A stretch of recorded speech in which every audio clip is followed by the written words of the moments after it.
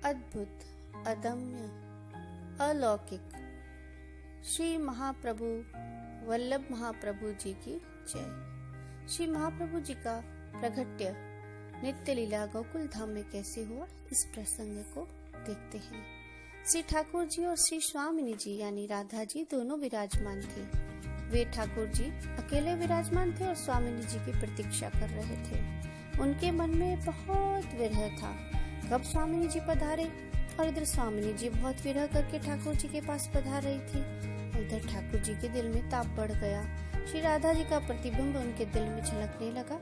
इधर स्वामिनी जी आई और उन्होंने दूर से देखा, ठाकुर जी के गोद में उन्हें कोई सखी नजर आई, लेकिन वह खुद श्री स्वामिनी जी का स्वरूप था। उनके दिल में प्रतिबिंब नजर आ रहा था, लेकिन स्वामिनी जी पहचान नहीं पाई। उनको लगा यह कोई और सखी है। तब श्री स्वामिनी जी रूठ के बैठ गई। इधर से ठाकुर जी बहुत ताप कर रहे थे। वे खुद श्री राधा जी का ही स्मरण कर रहे थे, तो उनको दिल में बहुत ताप हुआ। उन्होंने देखा श्री स्वामिनी जी मान करके बैठी है। उन्होंने ठाकुर जी से सोचा कि मैं भी उनका ही मन में स्मरण कर रहा हूँ, उनको ही याद कर रहा हूँ, उन्हीं के लिए विरह कर रहा हूँ, तो मुझसे रूठ के बैठ क्यों गई, तो मैं इनके साथ नहीं बैठूंगा। और ठाकुर जी भी मान करके बैठ गए। इस तरह परस्पर मान हो गया। दोनों दिल में एक दूसरे के लिए अगाध प्रेम है। विरह भी बहुत है, ताप भी बहुत है। विरह का स्वरूप दोनों के मुख से प्रकट हुआ। श्री ठाकुर जी के मुख से विरह तेज पुंज प्रकट हुआ। श्री स्वामिनी जी के मुख से एक तेज विरह पुंज प्रकट हुआ। दोनों का तेज पुंज मिला और श्री स्वरूप प्रकट हुआ, जो वल्लभ आचार्य श्री स्वरूप था। श्री महाप्रभु का प्रगट्य नित्य लीला गोकुल धाम में ऐसे हुआ। इसीलिए ठाकुर जी का भी स्वरूप है, श्री स्वामिनी जी का भी ये स्वरूप है। इसीलिए श्री महागुरु जी को स्वामिनी जी का यह स्वरूप माना जाता है। यह गोकुल धाम में श्री महाप्रभु जी का प्रगट्य हुआ।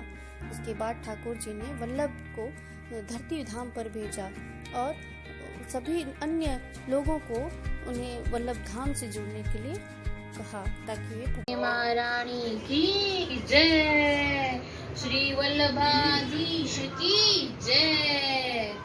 आज हम श्री यमुना जी का स्वरूप कुछ जानने की कोशिश करते हैं। श्री यमुना जी का प्राकट्य का साक्षात पूर्ण पुरुषोत्तम श्री ठाकुर जी माने श्री कृष्ण उनके हृदय में से हुआ है, और माने श्री यमुना जी ठाकुर जी के हृदय स्वरूप है। श्री ठाकुर जी महाराज के हृदय में से उनका स्वरूप प्रकट हुआ। वैसे श्री यमुना जी ठाकुर जी की प्रिया है और उनको चतुर्थ प्रिया कहा जाता है। उनकी मुखिया श्री चार स्वामिनी जी हैं। उनमें चतुर्थ प्रिया जो कहा जाता है वह श्री यमुना जी स्वरूपा है। श्री यमुना जी श्री ठाकुर जी को अति ही प्रिय है, क्योंकि श्री यमुना जी अपने भक्तों को श्री ठाकुर जी के आगे करती हैं, यानी श्री ठाकुर जी के सन्मुख करती हैं, और अपने भक्तों को श्री ठाकुर जी के सन्मुख करते हुए उनको खूब अतिशय मन में आनंद होता है। जो यहाँ श्री यमुना जी का स्वरूप, जो अपने भक्तों के प्रति अति स्नेह है। श्री ठाकुर जी के प्रति जितना वल्लभाधीश की जय। वल्लभ जयंती की सभी को हार्दिक बधाई। श्री कृष्ण के प्रसंग में जो कुछ भी कहा जाए उतना ही कम है। श्री कृष्ण की भक्ति संपूर्ण भक्ति है। इस एक छोटे से प्रसंग के बारे में मैं बताना चाहती हूँ। श्री कृष्ण ने कहा है, मेरे पूजन में ये सुगमता है कि पत्र पुष्प फल जल इत्यादि जो कोई भी भक्त मेरे लिए प्रेम से अर्पण करता है, उस शुद्ध बुद्धि निष्काम प्रेमी भक्त का प्रेम पूर्वक अर्पण किया हुआ वह पुष्प पत्र में सगुण रूप से प्रकट होकर प्रीति सहित खाता हूँ। हे अर्जुन, तू तो जो कुछ कर्म करता है, जो कुछ खाता है, जो कुछ हवन करता है, जो कुछ दान देता है, जो कुछ सर्व धर्म चरण रूप तप करता है, वह सब मेरे में अर्पण कर। इस प्रकार कर्मों को मेरे अर्पण करने रूप से युक्त हुआ मन वाला तो सुबह शुभ कर्म फल रूप कर्म बंधन से मुक्त हो जाएगा। उससे मुक्त हुआ मेरे को ही प्राप्त होएगा। मैं सब भूतों में संभाव से व्यापक हूँ, ना कोई मेरा अप्रिय है ना कोई मेरा प्रिय है, परंतु मैं भक्त मेरे को प्रेम से बचते हैं, वे मेरे में और मैं उनमें प्रत्यक्ष प्रकट हूँ। मेरी भक्ति का और भी प्रभाव सुन। यदि कोई अतिशय दुराचारी भी अनन्य भाव से मेरा भक्त हुआ मेरे को निरंतर बसता है, वह साधु ही मानने योग्य है, क्योंकि वह यथार्थ निश्चय वाला है, अर्थात उसने भली प्रकार निश्चय कर लिया है कि परमेश्वर के भजन के समान अन्य कुछ भी नहीं है। इसलिए वह शीघ्र ही धर्मात्मा हो जाता है और सदा रहने वाली परम शांति को प्राप्त होता है। श्री कृष्ण अर्पणमस्तु। श्री कृष्ण शरणम मम, श्री कृष्ण शरणम मम, श्री कृष्ण शरणम। श्री वल्लभाधीश की जय। आप सभी को श्री वल्लभाचार्य जयंती की बहुत बहुत बधाइयाँ। श्री वल्लभाचार्य के बारे में हम आज कुछ बातें करते हैं। श्री वल्लभाचार्य, जिन्हें वल्लभ या महाप्रभु वल्लभाचार्य के नाम से जाना जाता है, ये श्री बाल कृष्ण के अनन्य भक्त थे। इन्होंने वैष्णववाद संप्रदाय के कृष्ण केंद्रीय के पुष्टि संप्रदाय की स्थापना की थी। इन्होंने अनुष्ठान षोडश ग्रंथ तथा भागवत पुराण के भाषा सहित कई ग्रंथों का उल्लेख किया है और इनकी कई सारी रचनाएं भागवत श्री कृष्ण के इर्द गिर्द घूमती है। इनका जन्म माघ शुक्ल पक्ष प्रतिपदा को होता है, इसलिए इस दिन हम वल्लभाचार्य जयंती मनाते हैं। इनका जन्म निलंबा और लक्ष्मण भट्टा से सन 1479 ईस्वी में काशी में तेलुगु परिवार में हुआ और जब इनकी माँ गर्भवती थी तब 15वीं शताब्दी में हिंदू मुस्लिम दंगों के कारण इनका परिवार जो है छत्तीसगढ़ चला गया।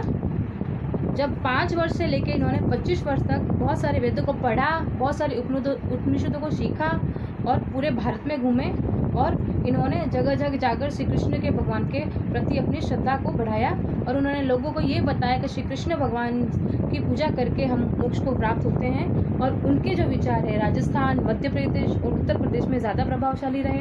इन्होंने कृष्ण के रूप में श्री कृष्ण के ऊपर अपने जीवन में समाधि लेने की फैसला किया और 52 साल में ये काशी में पहुंचे। वहाँ उन्होंने गंगा में जाकर समाधि ली और श्री कृष्ण जी के स्वरूप से ही स्वामिनी और वल्लभाचार्य का जो है रूप निकला है और श्री वल्लभाचार्य और स्वामिनी जी एक ही स्वरूप में है। सो चलिए एक बार सब साथ में मिलकर बोलते हैं श्री वल्लभाधीश की जय।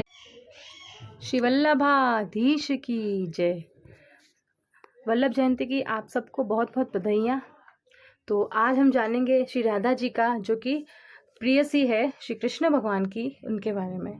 तो श्री जो स्वामिनी जी हैं उनका प्राकट्य किस तरह से हुआ कि जब श्री ठाकुर जी संसार में एकदम अकेले थे, यानी कि उससे पहले पृथ्वी वगैरह कुछ नहीं थे, तो बैठे बैठे उनके मन हृदय में एक विचार आया कि मैं अब खेलूँ किसके साथ में, बात किसके साथ करूँ। तो उनकी एक इच्छा हो गई कि कोई उसका साथी होना चाहिए। तो जब ये उनका विचार, ये प्रेम का भाव उनके हृदय में आया, तो उसी विचार से उनके हृदय से, उनके मुखारविंद से श्री राधा जी का प्राकट्य हुआ। और जब श्री राधा जी का प्राकट्य हुआ तो वो दिखने में अत्यंत सुंदर थी और उन्होंने देखा, ठाकुर जी ने स्वयं देखा कि इसमें और मुझ में तो कोई अंतर ही नहीं है।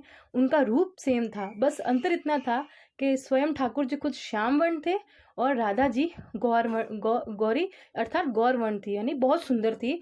और उनको मतलब इतना उनका सुंदरता रूप था कि ठाकुर जी खुद उनको देख के उनके आराध्य बन गए, इसलिए उनका नाम राधा हुआ।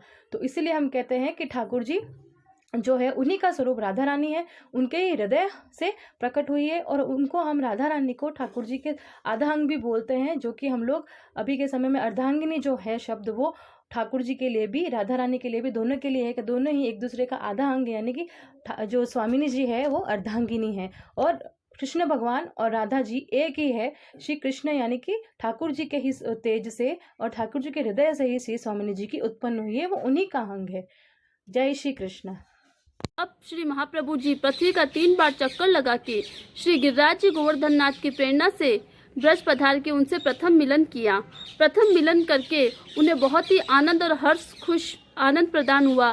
श्री ठाकुर जी अपने तेजस्वी स्वरूप से मिले और श्रीनाथ जी बाबा ने श्री महाप्रभु जी को पुष्टि मार्ग को स्थापित करने की आज्ञा दी। जय श्री कृष्ण।